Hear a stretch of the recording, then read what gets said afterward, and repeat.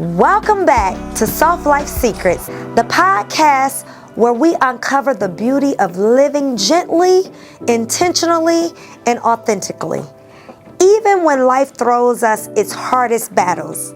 Today's episode is incredibly special. My guest is a true warrior who has walked through the journey of blood cancer with such grace, strength, and you'll never know the battle she's faced just by looking at her. Her glow, her joy, and her unwavering faith are inspiring. And beside her, through it all, has been her biggest cheerleader, her husband, showing us the power of love and support in the soft life. Get ready to be uplifted by her story of resilience, joy, and unshakable hope. Welcome, Tamara, to Soft Life Secrets. I'm glad you could make it. Thank you for having me. Okay, so what is the proper name of the blood cancer disease that you were diagnosed with? The proper name is multiple myeloma. Multiple myeloma. Yes. Okay, can you share a little about the journey with blood cancer and what the early days of your diagnosis were like? Yes, I can. So I was diagnosed with multiple myeloma 16 years ago. What? 16 years ago. It'll be 16 years in November. Okay. And I'm rounding up. And so the early days were, it's almost like a whirlwind. Mm-hmm. Because when I got diagnosed, it really came fast and furious. Mm-hmm. I'll just say that. I started experiencing back pain in October. Okay. And I really just assumed it was because I had a 3-year-old at the time, mm-hmm. and I lifted him up and I put him in the car really quickly. And I just assumed, it was because of that swift movement that I hurt my back. And so, but my back continued to hurt. And so I went to a couple of different doctors, did some x-rays. I had gone to the hospital. Right. And those doctors were like, we don't really see anything. We think maybe you do some physical therapy and you'll be okay. And I did that. But the pain persisted and it only got worse. Wow. It got so bad to where I ended up passing out because of pain. Like my back pain became so excruciating that one day I got up to use the restroom, and at this point I need help to get up to use the restroom. Wow. And I actually hit the floor. And at that point we were like, okay, something is definitely wrong. So, and it wasn't just the back pain, it was fatigue. I ended up being super tired. Right. And initially I was like, well, I'm a mom, a working mom. I work full time. Of course, I'm tired. You're exhausted. I'm exhausted. Who's not exhausted? Mm-hmm. What working full time woman is not tired? Mm-hmm. So, but this was a different type of fatigue. And so I ended up going to a doctor who, when I described what I was experiencing, she said, you know what? You need to go to the hospital and you need to go via ambulance. Called an ambulance. Jermaine followed me. He followed the ambulance. We went to the hospital. That hospital tried to turn me away as well because they just assumed, what? They were like, well, you haven't really been eating, because I had a hard time keeping food down at that point. And so they just assumed that I was tired because I wasn't eating like I should. They assumed, of course you're tired, you're a mom, you got kids. But when I was at the hospital that day, I needed to use the restroom again, and there's something about me getting up and go to the bathroom, but I went to the restroom, at least I tried, me and my sister, Jermaine, mm-hmm. and I passed out in the hospital. And so at that point, it was very clear that something is wrong with her. Right. And fortunately for me, I had a family and my sister and husband that were determined that we're not leaving until you figure out what's going on. And so they finally did blood tests, and probably 30 minutes later, we were given the diagnosis. Oh my gosh. So Yeah. if you would have left, If I had left, listening to them like, oh, nothing's wrong with you. I don't know. I honestly don't know what would have happened, but I know that it wouldn't have been good. I'll tell you that. It would not have been good. I got the diagnosis that day. I got a blood transfusion that night. What? I was admitted. I didn't go home for 10 days. So I was admitted that day on a Monday. I had a blood transfusion that night. I was wheeled to the oncology floor that night. And I'm like, well, I know how to read. I know what oncology means. What are we saying? Right. And, you know, they basically said, we think you have multiple myeloma. Of course, I didn't know what that meant. Right. Because we've never heard of that. I had never heard of it. Right. Nobody that I knew in my circle had ever heard of multiple myeloma. And so I was the very first person in my family to be diagnosed with that disease. Wow. And I started chemotherapy 4 days later. And it was 4 days Everything was fast and furious. It was 24 hours, 4 days, 24 hours of chemotherapy. And that's because my disease was advanced at that point. Okay. Yeah, it was super advanced. It was aggressive. I said I didn't know what multiple myeloma was, but I've come to learn that it is a disease that affects primarily, well, it affects Black people disproportionately. I'll put it that way. Yeah, and it affects us, the median age for myeloma is typically in your 60s. So I was not a typical myeloma candidate. Right. Which explains some of why I think I was being dismissed, because I was 33 when I was diagnosed. And they was like, impossible. They were like, impossible. As a matter of fact, I had a doctor back in June tell me, we see something a little strange in your urine, but because of your age, it's something or it's nothing. But because of your age, it's nothing. And it was something. So I probably could have been diagnosed earlier in June, but because I didn't have any symptoms, they said it was nothing. I assumed it was nothing, and I just went on about my merry little life. Wow. It was crazy. Yeah, it was fast and furious. Everything stopped. I had to leave work. My children were at school that day. They had to get picked up by other people. It was. And you were there for 10 days. I was there for 10 days. So you drop your kids off. They ain't see mommy for 10 days, and all of a sudden, 4 days after that, chemo. Exactly. It went 100% just like that. I dropped them off, or somebody dropped them off that Monday. But I did not see them for at least another 10 days. I was admitted, transferred to another hospital, because the hospital where I was diagnosed, they were not specialists in that. And fortunately for me, they told me, they're like, you know what, we want you to go where they specialize in this. So they transferred me via ambulance to another hospital. But it was like overnight. Amazing. Now, is this something that's hereditary, or are you the first in the family to have it? So I am the first in the family. Ironically, I have an uncle who's like 84, who was probably just diagnosed maybe 3 months ago. Oh, my. But it is not hereditary. Doctors really still don't know exactly how it happens. It's a mutation of a gene. They think, now some people it's environmental. Okay. Right? So there are some people that, were involved in wars or, drank some water that was contaminated, like some military type stuff. Yeah. But primarily it's just a gene that mutates.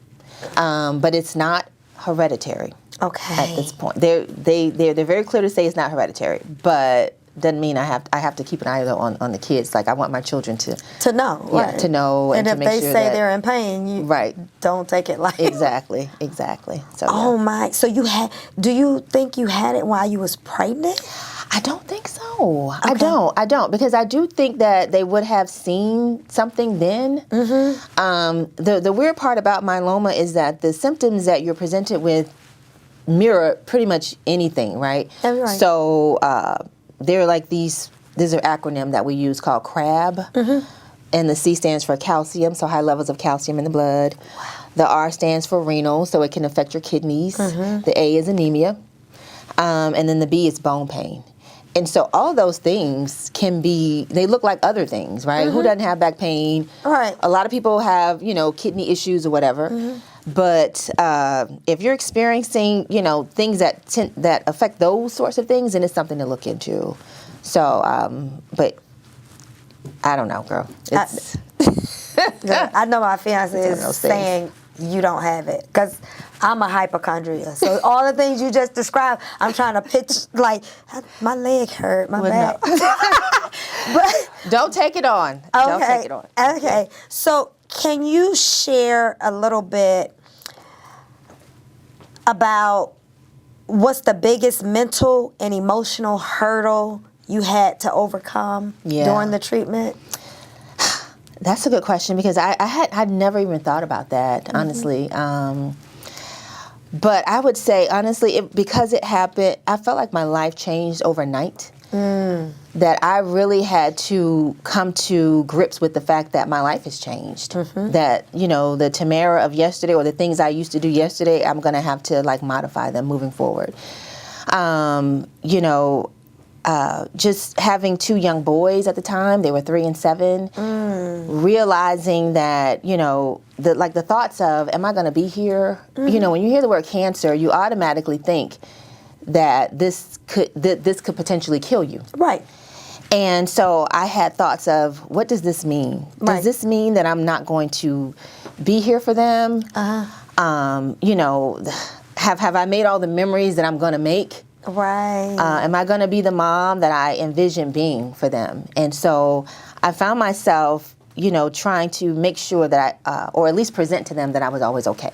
You know, even when I wasn't, I always wanted to appear okay. Okay. So that they would not be afraid. So that was, you know, like I said, going to work on a Friday and then all of a sudden you're not working. And if you're accustomed to working all the time and now you're on leave and you're wondering how is that going to affect the household. Right. So there was a lot. I mean, just mentally, like I said, just one day you hear cancer, like it changes you. It changes everything. Was your job supportive? Fortunately for me, they were. I was really, really fortunate in that. I had been working for that particular company for 3 years at that time. And so I was nervous, though, because I'm like, here I am. It's only been 3 years, and now I need to go on leave. But my company, they were so supportive, like from day one. Great. They rallied around me. They got me a house cleaner. Really? They did. And I've been using house cleaners ever since. They turned me on to what something, you ain't know? right? They turned me on to that. It was around Christmas time, right? And so I remember when I came home from the hospital, I had, they had decorated my house. I had like life-size, you know, statues or ornaments or whatever you want to call it. So they were very, very, very supportive. So I was very fortunate in that. And I count that as a blessing. And I know that's not the standard. Right. Right. Yeah. Right. So. Oh, amazing. Okay, so how did you find ways to stay upbeat and hopeful even on your hardest days? So I consider myself a glass half full kind of girl anyway. So fortunately, I was not starting from an empty cup. Okay. I had so many people that were praying for me. And, you know, they say the prayers of the righteous availeth much. Right. And they were praying. I was praying. I was confessing the word over my body. And when you're confessing God's word, you can't help but find some joy in that. And you can't help but not focus on the bad stuff. Right. And so I really just was like, all right, just like you asked me about my job, I focused on what are the good things that are actually happening, right? I didn't lose, like I said, I stopped working, but the paychecks kept coming. The boys didn't, you know, skip a beat. I had people that stepped in, family members, you know, cooking, all these, in the midst of all this chaos and craziness and not knowing what's next, there was all this good stuff happening, you know? And so I was just like, how can I not be joyful even in the midst of, right? Even with the bald head and looking crazy, because I was looking crazy, you know. So you lost your hair and all of that? I did. Completely bald. Hair gone, eyebrows. But that was for the chemo, right? Yeah, that was the chemo. Yeah, the chemo did that. I mean, and it just like... And it was gone. And now, you know, I've always worn my hair in some sort of braided style. Exactly. And I thought, because I asked the doctor, I was like, am I going to lose my hair? And they were like, yeah, we think so. And I was like, do you not see these cornrows? Like, I don't think so. So I'm telling myself, no, I'm not going to lose my hair. Right. But one day, I had my hair cornrowed, and I had these really thin parts, like this part in the back. And Jermaine was like, "Ooh, Tamara, I think your hair is starting to come out." And I was like, "Really? You think so?" He was like, "Yeah." And I looked in the mirror, and that little thin part was a wide part. It had gotten really wide. I was like, oh my goodness. I mean, literally, I could peel my hair cornrows. off. Yeah, I could just peel it. And I didn't have the extensions. It was just my own hair. And I could peel it. Oh my God. And it was just coming out. And so, you know, we were like, all right, well, in that case, let's go ahead and just, you know, Jermaine got the clippers out. You know, we had the boys come look so that they wouldn't be scared. totally taken aback. They thought it was kind of funny. It was a blessing and a curse because they were so young. So I think they were too young to like be to fearful. know what was going on. Right, exactly. And so it's like, what mommy doing? Right, they were like, why you cutting your hair? But okay. So, but yeah. So, I mean, yeah, I lost the hair and I lost tons of weight. But even despite all that, I still was like, it could be worse. Because I saw other people who weren't doing well. Right. And I'm okay. You know I have a treatment plan. I'm getting good care. You know, we're in Atlanta, metropolitan city. You have access. I had access to good care. Right. So that's what I focused on to keep me upbeat and not allow me to like be weighed down by the heaviness of a cancer diagnosis. Right. Now, I've been told that people say with cancer, it's all about your attitude. You got to be willing to fight. I'm telling you. And if you're willing to fight, the battle is yours. I'm telling you. Attitude is everything. Right. Attitude is everything. I saw that you were going through something, but I never saw you not upbeat. I never saw the what you just explained. Yeah. I never saw it. Yeah. And so because only thing I could envision, you know, back in school you were hype, upbeat. You were that same person going through what you were going through. I was, you know, that's the one thing I can say is that I kind of, like, I know who I am, and it's hard to not be who you are. Even when it was like, there were sometimes, Miracle, when I wanted to, like, just pull the covers over my head and, like, just be like, what in the world? But Right. Why me? yeah, like why me? But anytime why me, I kept hearing like, well, why not? You know what I'm saying? So it was like, I just couldn't help but find that silver lining in it. Like I had to find it because I had too much to live for. I got these little guys. You know, Jermaine and I have been married about 7 years at that point. You know, I had envisioned my life, and I was like, this can't be it. Right. There's got to be something else besides this. So, you know, let me keep going. But I tell everybody all the time, like, attitude is key. I was going to the hospital, Miracle, at the beginning every single week. Every single week I was there. Honestly, the whole time, like I said, it's been 16 years. For the first 10 years, I went every 3 weeks. Not every 3 weeks. I went 3 weeks on, 1 week off. Every Tuesday, I'm there. And then the next Tuesday, I'm off. But every single week, I was there. And I would have to do things, though, to kind of, you know, like I said, not look like what I've been through. Right. So I would try to dress You would like be me. sharp. I would try to dress like me. Sometimes it was like, you know, sneakers or whatever, or heads. If I don't feel good, I'm not going to lie. But if I'm feeling okay, then I want to look okay. Okay. You know what I'm saying? And I just didn't want to look sick. Like, I was like, I don't want people to always think that cancer has to look sick. You know, I was like, I want to maybe change the face of cancer. Whatever that is, and if that means I can put on something that makes me look nice, and I'll feel better about it. And so it got to the point where, you know, my nurses, they were just like, there she go. What's she wearing today? Because that's what I was like. You never looked sick. You never looked sick. I mean, but even if you didn't feel like it, you never looked sick. There were some days, though, you know, where I definitely was up in there with like a scarf on, and, you know, I'm just like, oh, I don't feel good. But your down days were people upbeat days, because you still was fly, even when you thought you wasn't. I was like, what can I do? I got to do something, you know, besides take the medicine. You know, I got to show up to, like, do this thing, right, you know, to fight this battle. So, yeah, I don't know. That's just always been who I was, and that's who showed up. You know, when the diagnosis showed up, I showed up. you know? So Amazing. So how does this, are you cured from? So, good question. Multiple myeloma is considered treatable, not yet curable. So there is no cure. Okay.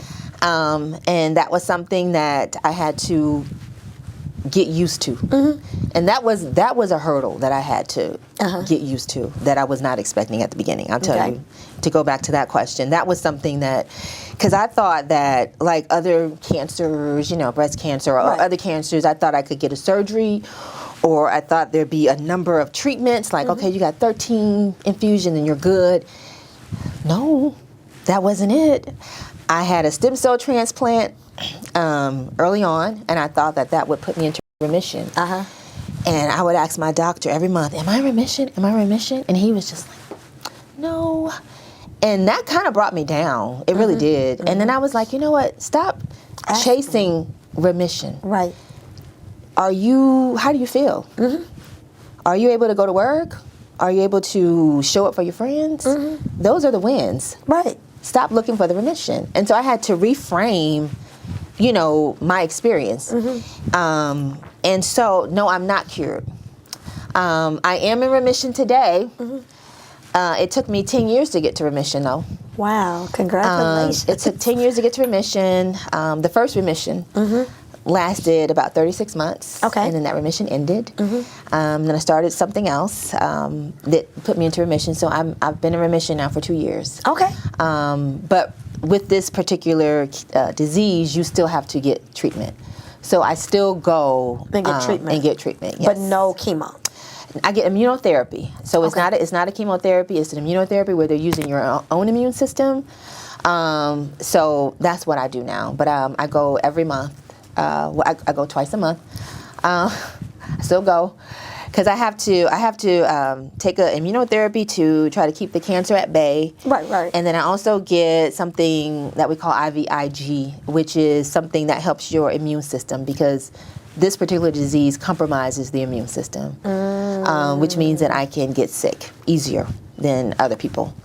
So it's not just the bones and the kidneys, but you are immunocompromised. So wearing masks all the time. So how did that affect you when COVID came out? Like that was scary. I know. That was scary. Because I was used to wearing masks, because I started wearing masks, especially when I flew. I got diagnosed in 2009. Okay. And so I had been wearing masks since the beginning, since I got diagnosed, right? Anytime I was in a crowd, I would wear a mask. Anytime I flew, I would wear a mask. So you was used So to wearing the mask wasn't like a new thing for me. I was like, I can do a mask. But when that COVID came, that was scary, because, you know, first off, everybody was impacted by COVID. You know, the hospitals were overwhelmed. Right. Everybody's overworked. And now I have to like really try to make sure that I don't get sick, or that I don't get sick. Fortunately for me, I think at that point I had just reached remission in 2019. So I was recovering. So my immune system was better. It was better than it was. But I just, it was hand washing. It's all the hygiene things that we do. It was, but I definitely stepped up my mask wearing more. Right. Did you wear 2 masks? Girl, I was just like, wear those, N95, NK, whatever they were. I had those, and I sent Jermaine out to do most of the things that I probably would have done, all the grocery shopping, and the boys had to tighten up their hygiene all over again, because we had gotten a little laxed. But everybody had to get back on board, because I could not risk getting COVID. Oh my gosh. Oh my gosh. You definitely don't look like what you've been through. I swear. I tried. Oh my gosh, you did an excellent job. Okay, so you have such a positive outlook and energy. What keeps you grounded in joy despite what you faced? So I'll tell you, I think a lot of us sometimes, you can have a spiritual grounding, but sometimes, when you get faced with something like this, you're on your knees a little bit more. That relationship, it's an opportunity for your relationship to deepen. I'll put it that way. And mine definitely did. I talk about, reciting scriptures. I probably can't tell you the book or the verse, but I know it. But you know, You know, I love 'em. every day, I was, I take my, I was taking my medicine, and one of my good friends bought me this book called God's Creative Power. And I give it actually to anytime I meet somebody that also has a cancer diagnosis, I always recommend this particular book called God's Creative Power, because it basically, you're mixing the word with this physical thing. Right. So I'm taking my medicine and I'm saying, I believe I receive my healing. I take it and I believe I receive.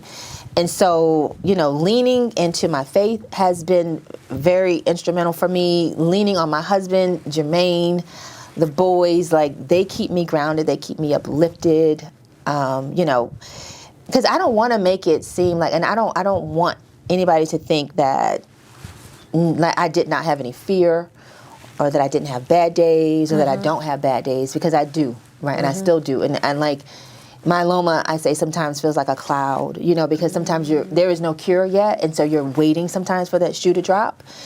And any ache, you're like, uh-oh. Any cough, you're like, uh-oh. Is it, And, you start tiptoeing and you start second guessing even what you know to be true. Even the good that's happening, sometimes you're like, how long is this going to be good? When is this? But I just have to keep reminding myself of how far I've come.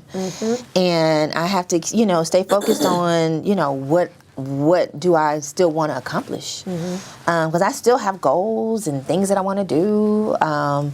So I really try to stay focused on that. And I surround myself, with the people that mean the most to me, and those people, keep me going. Keep you going. Yeah, and motivated.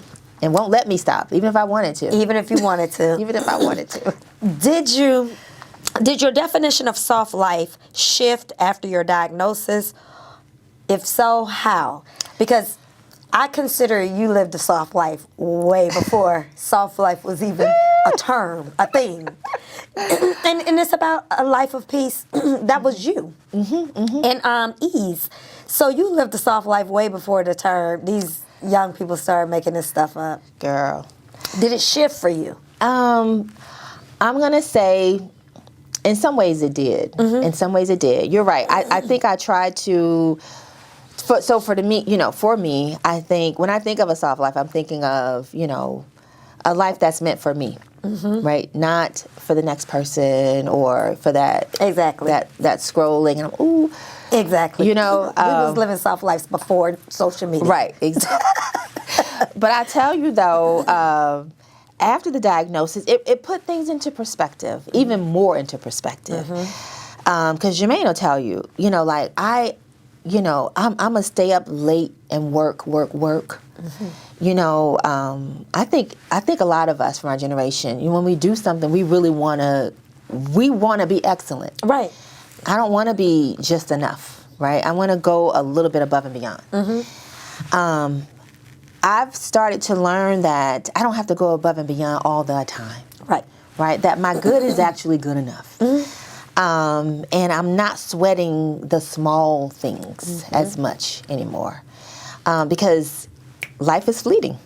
I saw it, Before I was diagnosed, there were days when I would be working and my children would be, like, hey, want to talk and blah, blah, blah. And I would play. But in my mind, I'd be thinking, well, as soon as I go to bed, I'm going to get back to work. And honestly, like, I'm almost mad at myself sometimes when I think back that's what was running through my head. And so now I'm like, you know what? I'm going to give this job all I can. But when I'm done, I'm done. I'm going to clock out. That's how it is. And I'm going to be okay with it. Okay, you got to be okay. I'm going to be okay. Because guess what? When I left my job for those 6 months, they didn't skip a beat. Right? I'm important, but I'm not that important. Right. Right. So I need to be there for the people that and know matter. how to turn off. Exactly. So I think that aspect of the soft life is what really kind of came back to me, right? Came back in focus for me. Okay. So you've often mentioned how supportive your husband has been. How has his role as your cheerleader impacted your healing journey? Man, so from day one, because like I said, when I found out, actually he found out first because, I'm all knocked out, not knowing what's going on. So he was given the news first. So he has been there since the very beginning, and he has been. When I got admitted and needed pajamas, and he needed to get me pajamas, he didn't go home, girl. Why did he go to Victoria's Secret and buy me some pajamas? I was like, soft life. He's giving his wife a soft life, even in ill. They weren't sexy, of course, but you know what I'm saying? But I was like, you didn't have to go. Like, you could have gone to Walmart. You could have gone anywhere. No, he wanted his baby to have Victoria's Secret. He bought me the cutest pajamas. Miracle, he spent the night at the hospital with me. There was one occasion when I was there for 2 weeks. And this wasn't even at the beginning. This was like throughout those 16 years. He spent every 14 days, he spent the night there with me. This is funny, speaking of his support, because I was going on Tuesdays, and I still go to Emory every Tuesday. He came up with this thing where he was like, you're going through so much, and how, I wish I could do something, He's like, what do you want? He knows I like desserts and sweets or whatever. So every time we would leave Emory on Tuesday, we would go and get something sweet. Something sweet, or it had to be a good dinner. It was something, and he called it Tammy Tuesdays. Tammy Tuesdays. Tammy Tuesdays went on for a while until Tammy Tuesdays started to show up on the scale. When I tell you, I was like, wait a minute. I think we took Tammy Tuesday too far. We took it too far. But he just was like, I just want you to be happy. I just want to lift the burden. We've always been a family that, split responsibilities in terms of, doing things for the boys and cooking. Right. And he took it all on at that point. So having his support, he even at the beginning, he came up with a schedule of who could even visit me in the hospital. And that is good. Yeah. Let me tell you something. Based on your faith and your background, God knew who you needed. God put the right man in your life for that. For me, knowing both of you all, pre-marriage, he gave you the right person. He did. he did before I knew, right? Before you knew, because we met in high school, and our cards are already lined up. Just sit back and be patient. Right. Stop trying to pull your own cards. The deck is there. God has already got it in front of you. We try to do our own thing. Right. Just play the hand. Play your hand you dealt. You're right. I never would have imagined that boy, in my class would anticipate, because he anticipates kind of what I need without even having to say. And so he knows you. He knows me, and that's what it is. He knows me, and so because he knows me, he knows how to support me, and he's been doing that since the very beginning. The doctors, his first name is really Adrian Germain. They used to call him at the hospital Nurse Adrian when I first got diagnosed, because he was so, on top of everything. He was on top of it. He was on top of it. They were like, Nurse Adrian, can she have this? So, yeah.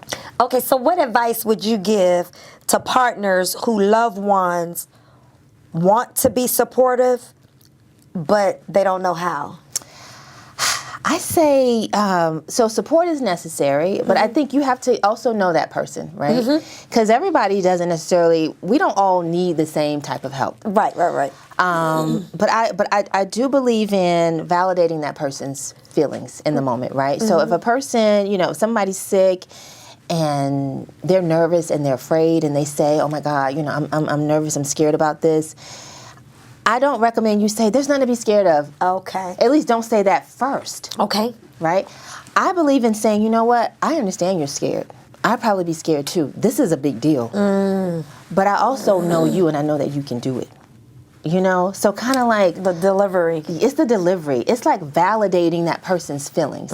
Because we don't want our loved ones to be afraid or down. And so it's natural for us to immediately say, it's going to be okay, right? Because we want them to have hope, but we don't want to dismiss the reality of feelings it. Because you don't know what they're going through. Right, you know what I'm saying? Unless you've been through it. So I say that first, validate where they are, encourage them, And I say, however you help, like if your help comes in the form of like running errands or cooking or encouraging, then do that. Okay. Or ask them what they want, But I say, be the help that you know how to give, but definitely be there. Be there. Like, don't assume, even if they're like walking around like they got it going on. Have some sympathy. Yeah. Okay, so how has this journey deepened your faith, your gratitude, and sense of purpose? I tell you, I feel like I think a lot of us ask, like, what is my purpose? What am I, am I doing what I was really created to do? And sometimes I say, I feel like myeloma has given me my purpose, because I don't know that I necessarily, so being a mom, I think is part of my purpose. And I enjoy being a mother. I enjoy being a wife, but I've gotten so much fulfillment being able to spend time with other patients, with other cancer patients, and to give them hope and to inspire them and to be their cheerleader. And I said earlier, change the face of cancer. I consider myself not only a cancer survivor, but I call myself a thriver. Because thriving is, overcoming despite the challenges and, still flourishing and doing all those things.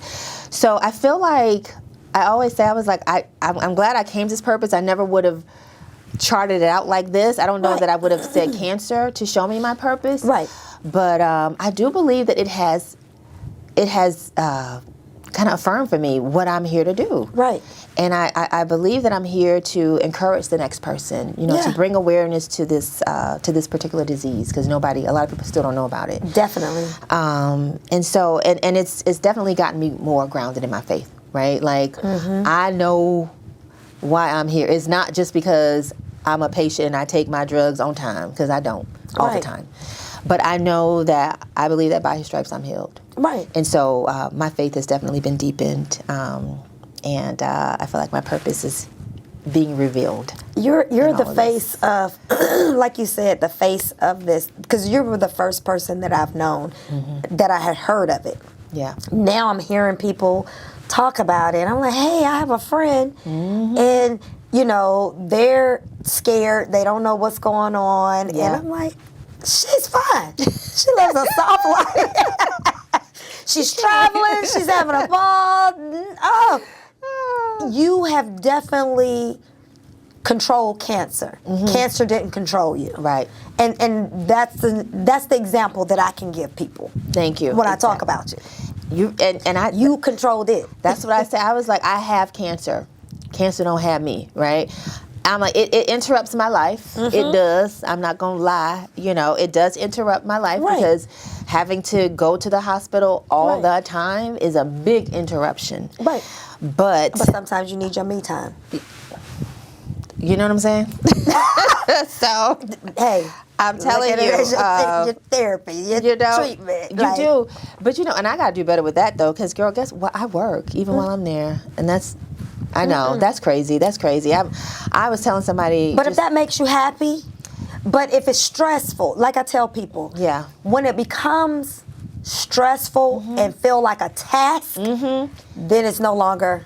But if it's fun, right? If it's not do what makes you happy. If it's not serving you, right? And it's not serving me anymore. And okay, well, do what makes you. I'm about to stop doing that. I'm about to cut that off, because I'm like, all right, now you pushing it, right? But I don't even know what I was saying. That's another thing too. I don't know if this is just age or what, but chemo brain is real. Chemo brain. Chemo brain. But you are at that age too. So it's for that fall, that right? You at that age. So it's a double whammy. Hormones. Wait, do the chemo affects your hormones? Yeah, it did. It does. It did. Did it push you into early menopause? It did. So you're having brain fog. Yeah, like a mother. Welcome. Like a mother. It catapulted me. Now, what about the hormones? But at least you had your kids, though, prior to. Thank God I had the kids, because I wouldn't have been able to have any more kids after that. Like, I wouldn't have been able to. The medicine didn't allow me to.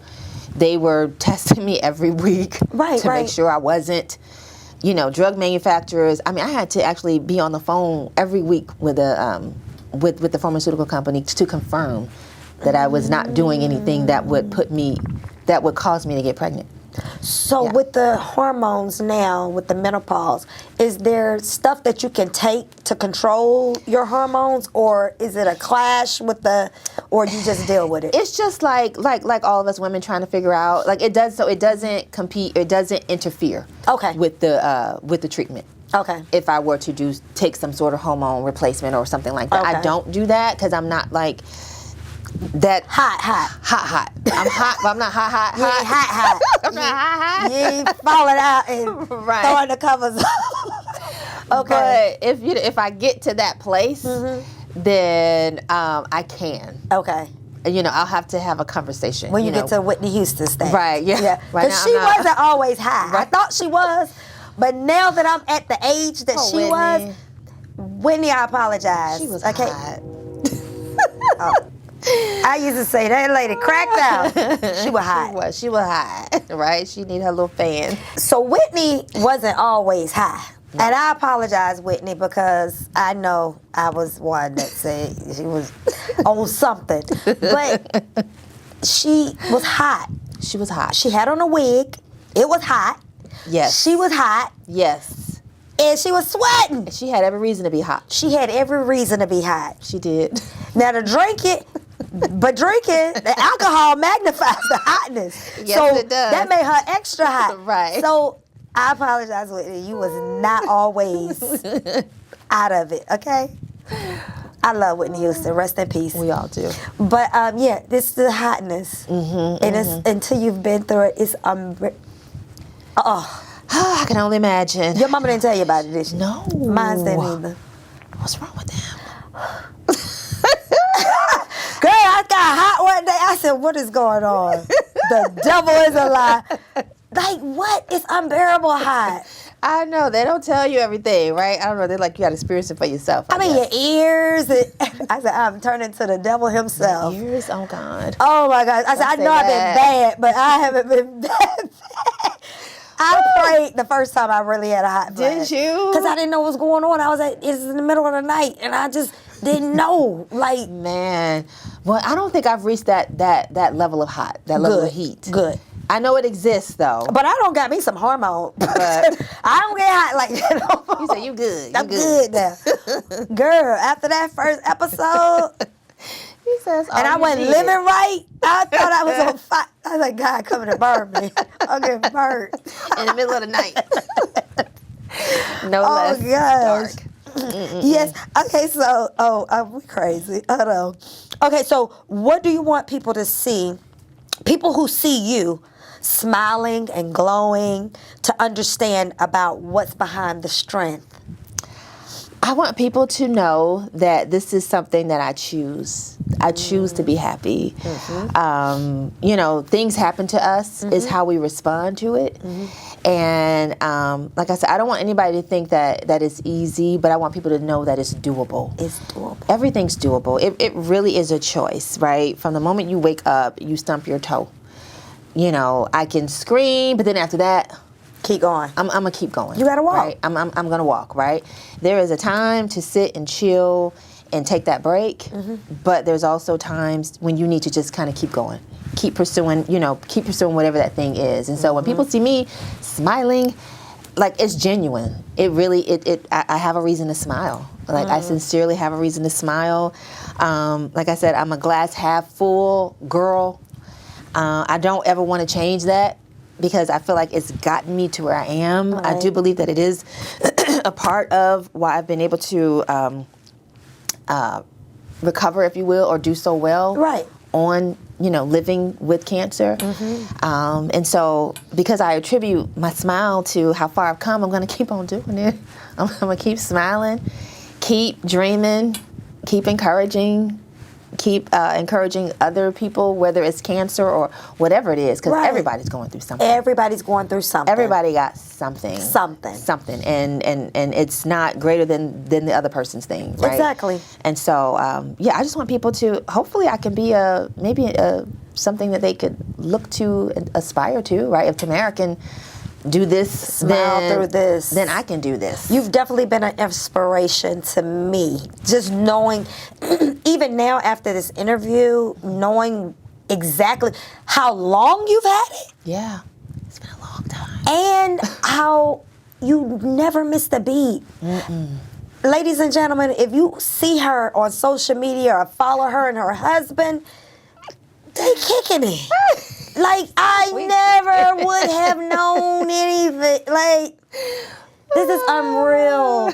Have you thought about starting a foundation or a nonprofit to help people with this or to educate others? So you know what? So most recently, I have been trying to put myself out there to talk more about it, right? Okay. And so I've been given opportunities to be on panels, to participate in roundtable discussions, and Are you the youngest person? you know what? In most of those rooms, I am, right? So I was 33 when I was diagnosed. Like I said, the median age is still 60-something. Wow. So I'm still on the younger end. But we are starting to see more younger people be diagnosed. So I'm definitely not the youngest today, right? Because there are people in their 30s that are being diagnosed. But most recently, I was just asked to be on the board of a nonprofit serving as VP called Cancer Connections. Congratulations. Yes, I was asked by a care partner. I met a woman whose husband also has myeloma, and so we met about 7 years ago, and we formed this, friendship and support system in each other, and together we have a nonprofit called Cancer Connections. Wow. Yes. So it's brand new. I mean, it's circa 2025. Okay, that's Right? fine. Circa Let Soft Life 2025. Seekers know how they can support Yes. in any way. Now, what encouragement would you give to someone who is currently in the middle of their own battle?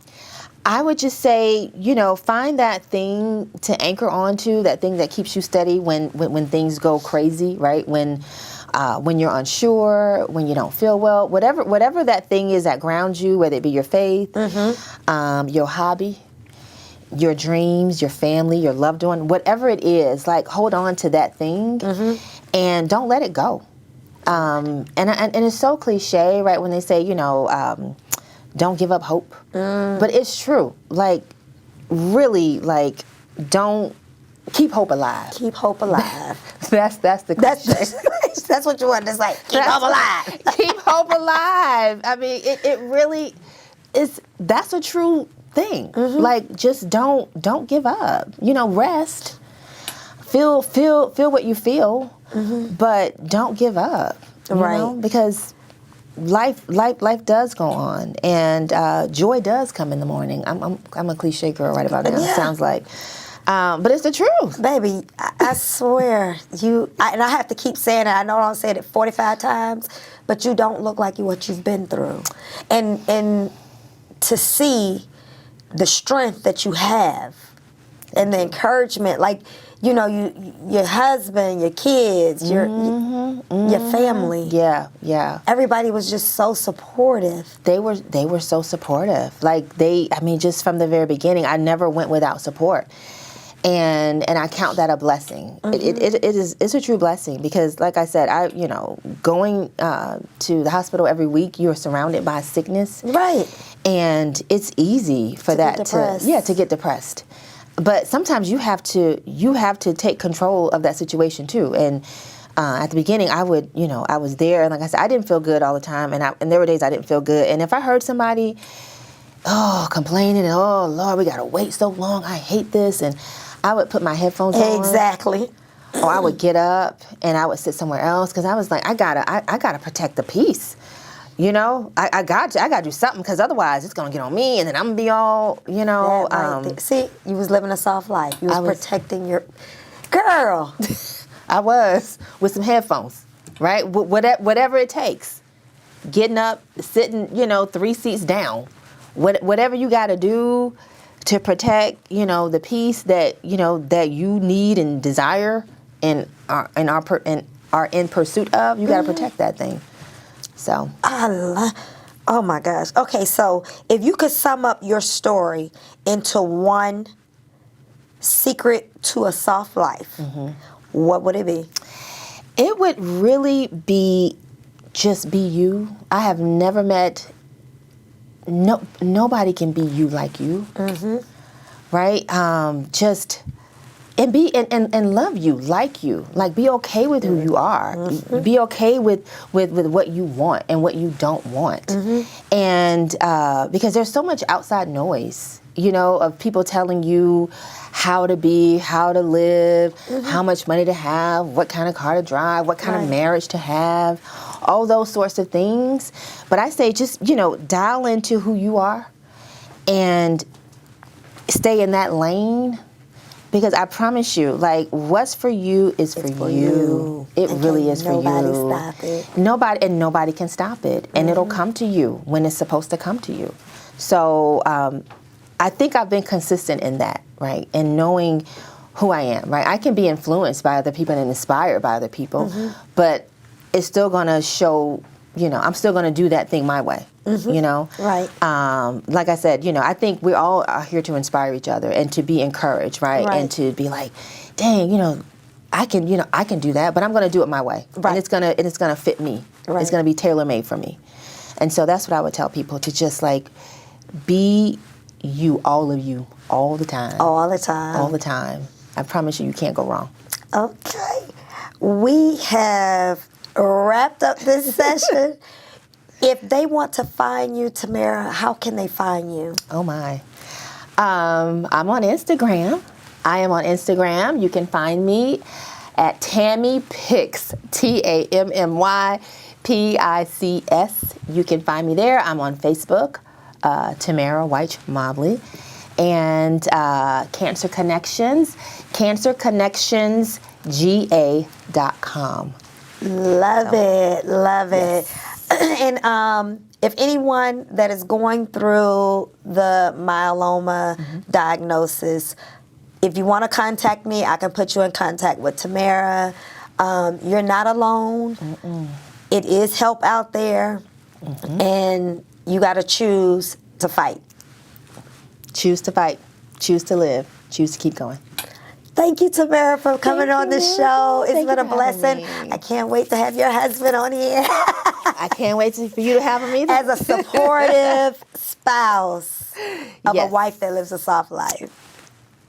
Thank you so much for tuning in this heartfelt episode of Soft Life Secrets. Even in the midst of life's hardest trials, softness can be found in joy, in gratitude, and in love that surrounds us. If her story touched you, please share this episode with someone who needs encouragement today.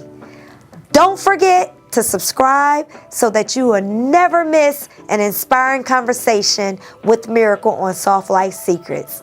Until next time, remember, the soft life isn't about a life without challenges. It's about choosing peace, love, and grace no matter what you're facing.